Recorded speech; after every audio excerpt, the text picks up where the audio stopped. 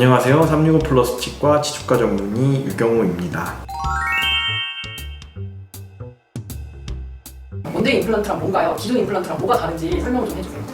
기존에는 거의 모든 사람들이 임플란트를 심고 한참을 기다렸다가 이제 보철물을 올려가지고 씹게 됐는데, 그러니까 환자분들께서 보통 임플란트를 하러 가야지 라고 하면은 그날은 임플란트 수술만 하고 머리는 이제 임플란트랑 뼈랑 완벽하게 붙은 다음에 머리를 올리게 되니까 한 4개월 정도 후에 머리가 생긴단 말이죠. 근데 원데이 임플란트는 그날 바로 임플란트를 심고 그 심은 임플란트 위에다가 보철물을 올려서 바로 머리가 생기는 방식을 얘기합니다. 왜 기존 임플란트는 그러면 심고 3, 4개월 기다렸다가 머리를 올리는 거예요?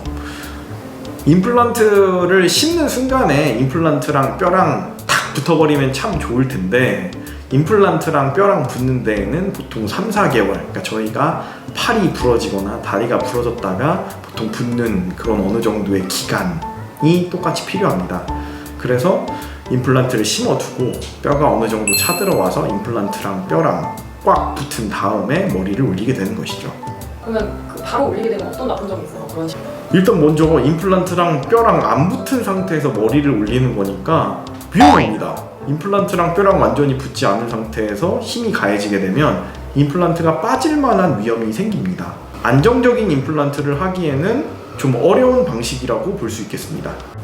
근데 광고에서는 원데이 임플란트가 가능하다고 광고 많이 하던데, 그러면 그건 언제 하는 거고 왜 가능하다고 얘기를 하는 거죠? 사람들이 임플란트를 할 때는 보통 4, 5개월 동안 치아가 없이 살아야 된다고 하면 당연히 당황스럽고, 또 4, 5개월 동안에 불편감을 이제 감수하면서 사셔야 할 겁니다. 그래서 최근에 연구 경향을 보면 보철물을 빠르게 올리려고 하는 시도들이 계속 이제 이루어지고 있습니다. 이보다 더 빠르게 머리를 올리고 싶다면 몇몇 가지 조건이 필요할 겁니다. 아까 말씀드렸지만 임플란트랑 뼈랑 완벽히 붙기 위해서는 움직임이 없는 상태에서 3, 4개월 동안에 가만히 있는 것이 필요합니다. 하지만 하중이 가해지지 않는 부위라면 어떨까요? 예를 들어서 저희 앞니 같은 경우는 보통 씹는 기능을 수행하지 않습니다. 발음을 하거나 사회생활을 할 때 예쁘게 보이도록 하는 기능이 훨씬 더 추가되고 있죠.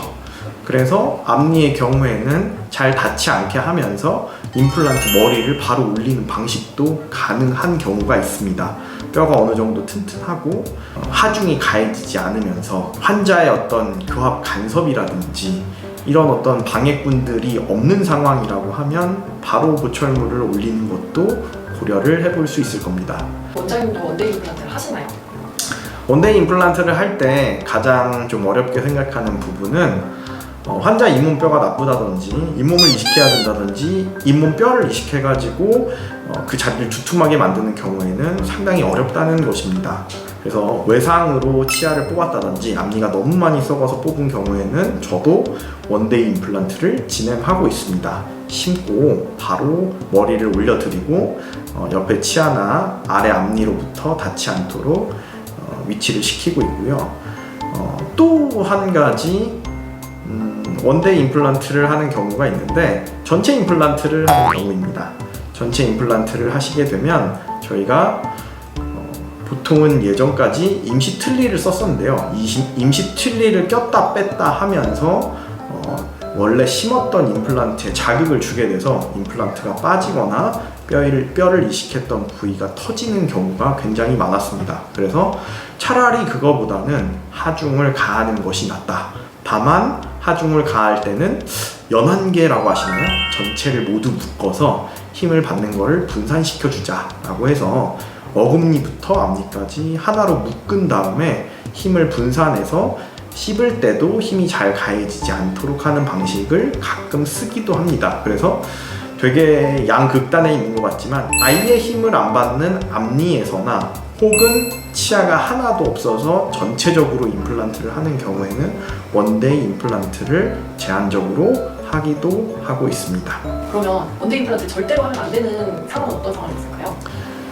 제가 아까 잠깐 말씀을 드렸는데, 만약에 어느 부위가 굉장히 심각하게 뼈가 녹았다든지 아니면 깊이 패였다든지 잇몸에 염증이 매우 심해서 이제 잇몸의 손실량이 엄청나게 많다든지 하는 경우에는 실상 남은 뼈가 많지 않을 겁니다. 이런 경우에는 이제 치조골을 복원시키면서 임플란트를 해야 하는데 치조골을 복원시키면서 머리를 바로 올리는 방식은 굉장히 별로 좋지 않은 것으로 알고 있습니다.